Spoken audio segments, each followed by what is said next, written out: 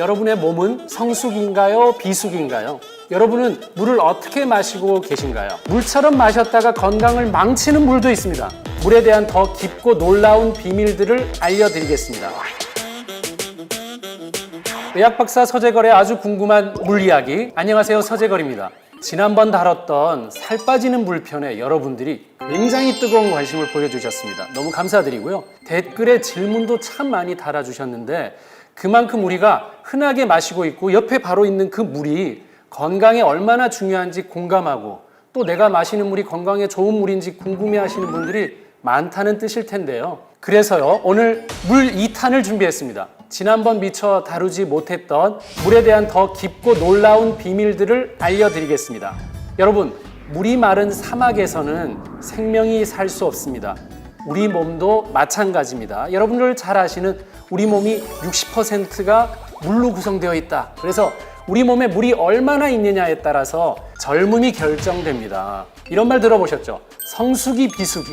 우리도 젊을수록 성수기, 즉 물이 많은 시기가 되고 나이가 들수록 몸속 물이 말라서 비수기가 되는 겁니다. 여러분의 몸은 성수기인가요? 비수기인가요? 여러분은 물을 어떻게 마시고 계신가요? 자, 오늘 얘기하고 싶은 게 있습니다. 물도 도수가 있다. 여러분, 술만 도수가 있는 게 아닙니다. 물도 도수가 있습니다. 여러분은 몇 도의 물을 드시고 계신가요? 자, 바로 물의 도수는 물의 온도입니다. 따뜻한 물을 드십니까? 차가운 물을 드십니까? 아니면 얼음물을 드십니까?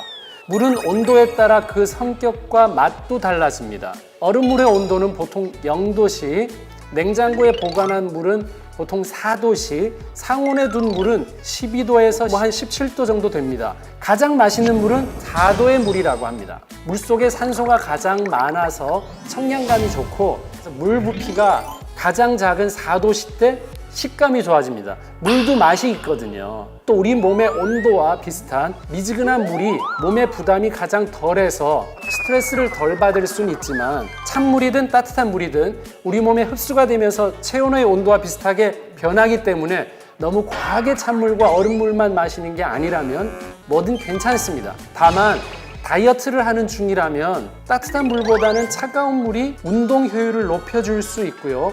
공복일 때 찬물은 위장 자극 운동을 촉진해서 변비에도 도움이 될 수 있습니다. 등산 가야 한 번씩 먹는 약수가 있죠. 유명하다는 약수터 가서 줄을 또 길게 서 있어요. 자, 전국 유명 약수에 숨겨진 비밀이 있습니다. 약수 먹고 효과 봤다는 분들도 많이 있는데 그렇다면 정말 약수가 우리 몸에 좋을까요?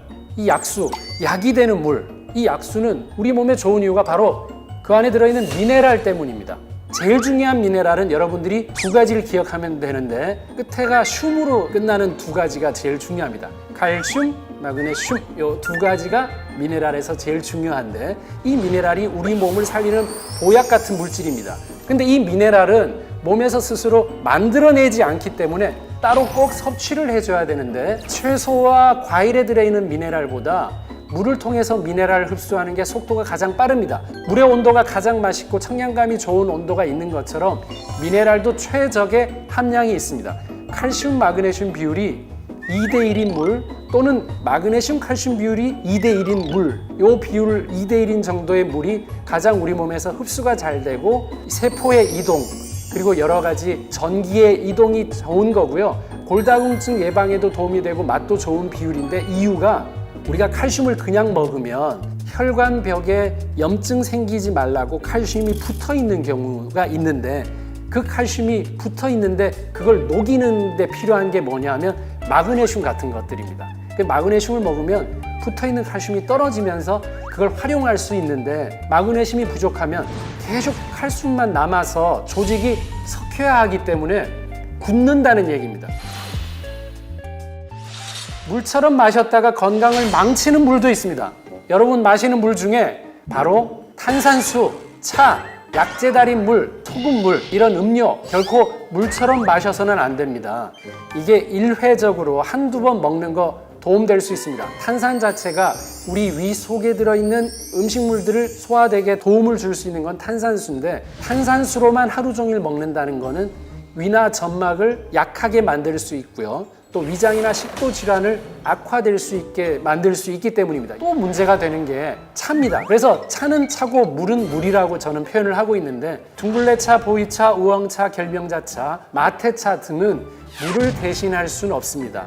차는 대부분 이뇨작용이 있습니다. 둥글레차, 보이차는 카페인 함유량이 높아서 또 카페인이 없더라도 차는 이뇨작용을 많이 해서 마실 경우 나가는 수분이 더 많아서 몸은 더 탈수를 일으킬 수도 있습니다. 두 번째, 약성이 있는 차는 물처럼 과다하게 마실 경우는 약을 매일 먹는 것과 같습니다. 이걸 매일 먹는다면 오히려 해를 끼칠 수 있고 이걸 해독하는 간에 부담을 줄 수 있습니다. 그래서 아무리 좋은 약이라도 과하게 먹게 되면 당연히 부작용이 있을 수밖에 없겠죠. 또 약간의 소금을 물에 넣어야 흡수가 된다는 분들도 있는데 물에 염분이 있는 경우는 우리 체액과 같아져서 흡수 속도를 높일 수 있습니다. 그래서 여름철에 폭염으로 땀을 많이 흘려서 탈수 증상이 있는 경우는 그냥 맹물보다는 소금이 들어있는 물을 먹어야 우리 몸에 잘 흡수가 되기 때문에 그걸 권하는 경우가 있는데 특별한 경우가 아니라면 소금물이 좋다 그래서 그냥 소금물을 마시는 거는 권하지 않습니다. 여러분들이 식사 중에도 워낙 소금, 나트륨 섭취량이 많기 때문에 굳이 따로 나트륨을 먹을 필요가 없다는 거죠. 그럼 내가 마시는 물은 과연 몇 점짜리 물인가? 혹시 불순물을 완벽하게 걸러주는 고가의 정수기를 쓰고 계시나요? 이런 정수기는 우리 몸에 필요한 미네랄까지 모두 제거하게 될 수 있습니다. 정수기도 좀 심플할수록 좋고 고가의 정수기라도 관리를 받지 않으면 그 물은 일반 물보다 훨씬 더 더러워질 수도 있습니다. 수돗물은 정수기보다는 미네랄이 많이 들어있지만 낡은 수도관을 거치면서 오염될 확률이 있어서 그렇고요. 또 생수를 드시고 계신다면 미네랄 함량을 잘 따져서 드시기를 권하고 생수병을 재활용하지 않는 게 세균 번식을 막을 수 있습니다. 네, 근데 이 미네랄을 들어가 있는 물을 우리가 구하거나 선택하거나 할 수 없다고 생각하기 때문에 자연적으로 만들어져 있는 어떤 그 고장, 장소, 결국은 그 물을 먹었더니 좋아졌더라 하는 걸 보면서 어떤 걸 저는 생각했냐면 우리가 줄 서지 않고 매일 마실 수 있다면 얼마나 더 건강해질 수 있을까 하는 걸 생각해 봤거든요. 바로 우리가 가까이 할 수 있고 쉽게 먹을 수 있는 약수가 되는 물을 한번 찾아보는 게 어떨까요? 의학박사 서재걸의 아주 궁금한 물 이야기, 오늘은 여기까지입니다. 알아야 습관이 바뀌고 습관이 바뀌어야 건강해집니다. 다음에는 더 궁금하고 더 건강해지는 이야기로 찾아오겠습니다. 좋아요, 구독 꾹 눌러주세요.